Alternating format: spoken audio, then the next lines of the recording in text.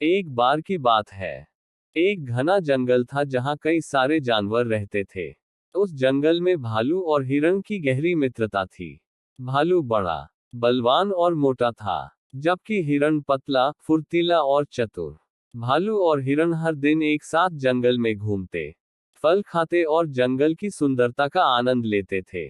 भालू हमेशा धीरे धीरे चलता था, क्योंकि उसका शरीर भारी था। दूसरी ओर हिरण तेज दौड़ता और उछलता था, क्योंकि वह बहुत हल्का और तेज था।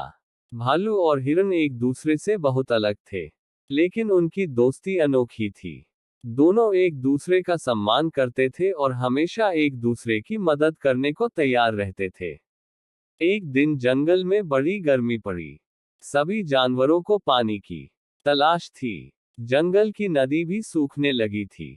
भालू और हिरण को भी पानी की बहुत जरूरत महसूस हो रही थी। उन्होंने तय किया कि वे मिलकर एक ऐसी जगह खोजेंगे जहां अभी भी पानी हो।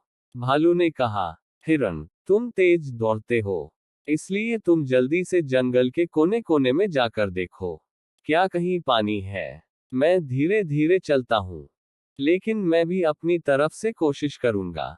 हिरण ने भालू की बात मान ली और वह जंगल के भीतर दौड़ पड़ा। वह इधर उधर घूमने लगा, परंतु कहीं पानी नहीं मिला। थोड़ी देर बाद वह थक गया और एक पेड़ के नीचे आराम करने लगा।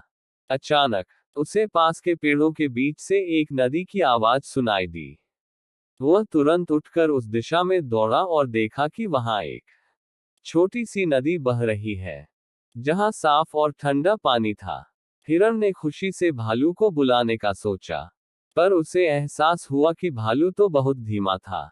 अगर भालू यहां तक आने की कोशिश करेगा, तो वह बहुत थक जाएगा।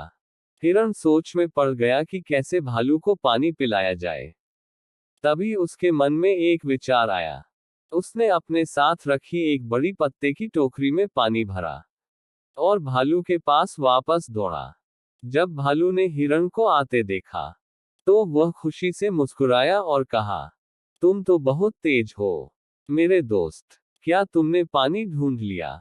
हिरण ने पत्ते की टोकरी से भालू को पानी पिलाया और कहा, हाँ, मैंने पानी ढूंढ लिया। यह रहा तुम्हारे लिए ठंडा पानी। भालू ने खुशी से पानी पिया और हिरण को गले लगा लिया। उसने कहा, तुमने मेरे लिए इतनी मेहनत की, मैं तुम्हारा बहुत आभारी हूँ। हमारी दोस्ती सच्ची और अमूल्य है।